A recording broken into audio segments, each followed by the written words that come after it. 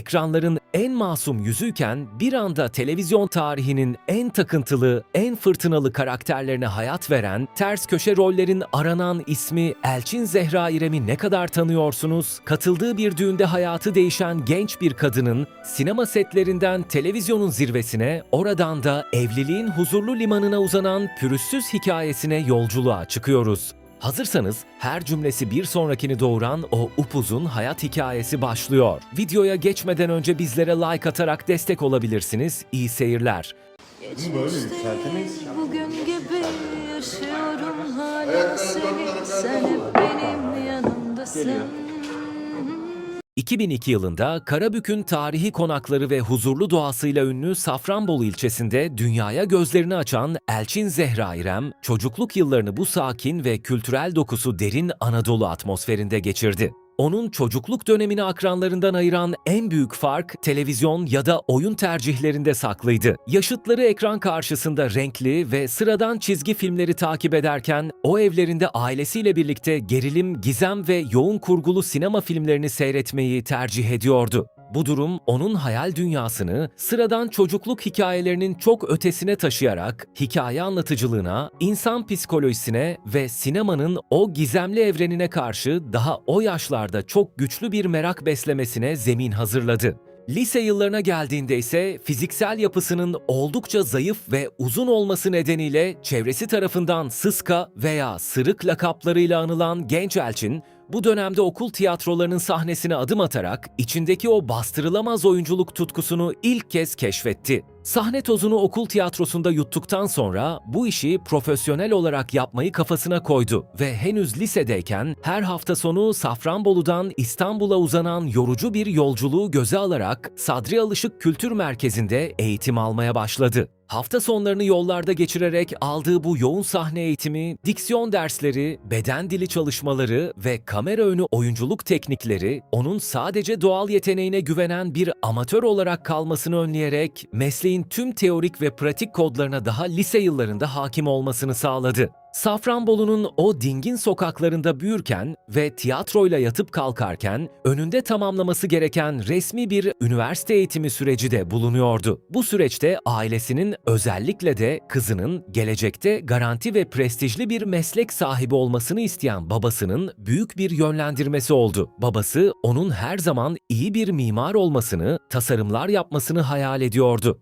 Babasının bu kıymetli isteğini ve idealini geri çevirmeyen genç Elçin, lise yıllarını başarıyla tamamladıktan sonra üniversite sınavlarında hedeflediği doğrultuda ilerleyerek İstanbul Aydın Üniversitesi İç Mimarlık bölümünü kazandı ve böylece üniversite eğitimi için İstanbul'a tamamen yerleşti. Babasının arzu ettiği gibi iç mimarlık alanında çizimler yapıyor, projeler geliştiriyor ve teknik bir eğitim alıyordu. Ancak İstanbul'un o büyüleyici, sanatsal ve dinamik atmosferi, lisede okul tiyatrolarında başlayan ve Sadri Alışık Kültür Merkezi'nde temellerini attığı oyunculuk tutkusunu adeta küllerinden yeniden alevlendirdi. Hem üniversitedeki iç mimarlık derslerine koşturan hem de oyunculuk dünyasının içinde kalmaya çalışan genç Elçin, bu süreçte ekran ışığının ve fiziğinin yüksek olması sebebiyle fotomodellik de yapmaya başladı ve bu sayede vizörün önünde nasıl rahat hareket edebileceğini, kamerayla nasıl bağ kurabileceğini erkenden öğrendi. Hayatının bu en yoğun iki farklı ideali aynı anda yürüttüğü dönemin tam ortasında ise adeta sinema filmlerini aratmayacak cinsten tamamen kaderin cilvesi olan bir tesadüf yaşandı. Katıldığı bir düğün davetinde Türk sinema ve televizyon dünyasının usta ismi İlker İnanoğlu ile beraberindeki menajerlerin dikkatini çekmeyi başardı.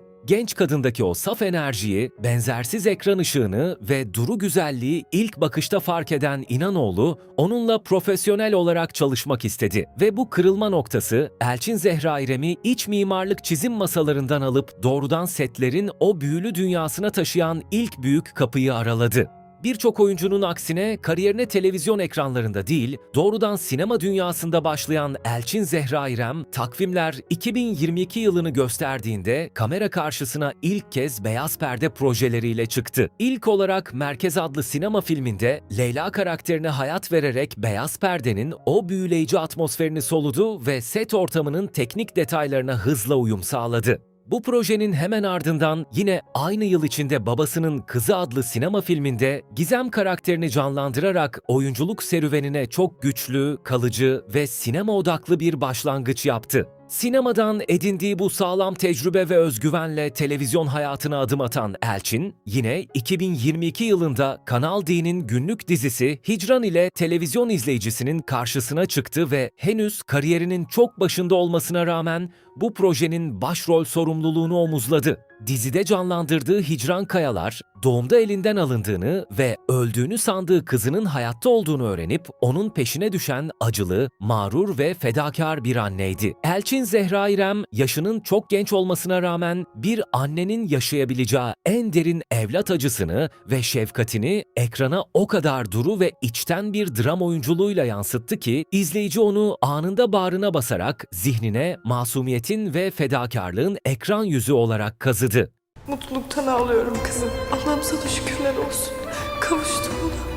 Televizyondaki bu ilk büyük çıkışının ardından başarısını sürdüren Elçin, 2023 yılında Safir dizisinin kadrosuna dahil olarak usta oyuncuların yanında dramatik yeteneğini daha da pekiştirme fırsatı buldu. Televizyon kariyerinde hep mazlum, haksızlığa uğrayan ve ağlayan karakterlerle tanınırken herkesi şaşırtacak radikal ve cesur bir viraj almaya karar vererek ATV'nin Fenomen Gençlik dizisi Kardeşlerimin kadrosuna Lidya karakteriyle dahil oldu. O zamana kadar çizdiği imajı tamamen yıkarak bencil, istediğini almak için entrikalar çeviren ve dizinin ana karakterlerinin arasını bozan bir antagonist olarak seyirci karşısına çıktı. Hem bu koskoca okulda sadece Ömer mi var yakışıklı? Ben başkasından hoşlanamaz mıyım ya?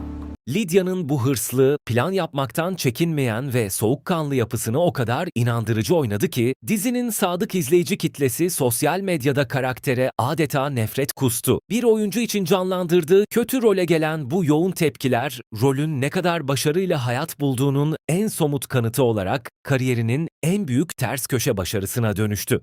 Bu büyük dönüm noktasının hemen ardından oyunculuk yelpazesini genişletmeye kararlılıkla devam eden genç yetenek, ana akım projelerinin yanı sıra dijital dünyada ve sinemada da adından söz ettirecek adımlar attı. Bu süreçte TOT platformunda yayınlanan ve büyük ilgi gören Zamanın Kapıları dizisinde ufak bir rol alarak dijital işlerin farklı dinamiklerini ve modern anlatım tarzını deneyimleme şansı yakaladı. Kamera önündeki bu verimli dönemi sinemada da sürdüren İrem, gerilim ve gizem unsurlarıyla dikkat çeken Takipçi filminde de yine az ama can alıcı bir rolle beyaz perdede boy gösterdi. Çocukluğundan beri hayranı olduğu gerilim türündeki bu sinema deneyimi, onun set algısını ve farklı janrlara olan adaptasyon yeteneğini iyice pekiştirdi.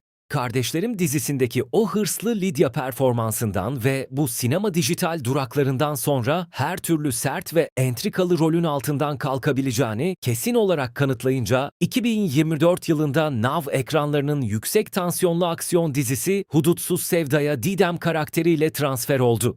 Hikayenin merkezindeki güç savaşlarının, sert mafyatik ilişkilerin ve amansız intikam planlarının tam ortasında yer alan Didem, hırsı, zekası ve güçlü manipülasyon yeteneğiyle hikayedeki tüm dengeleri altüst etmeyi başardı. Özellikle dizinin dönüm noktası olan ve nefeslerin tutulduğu düğün sahnelerinde üstlendiği anahtar rol, entrikaları ve olay örgüsünü tamamen ters yüz eden hamleleriyle izleyiciyi ekran başına kilitledi.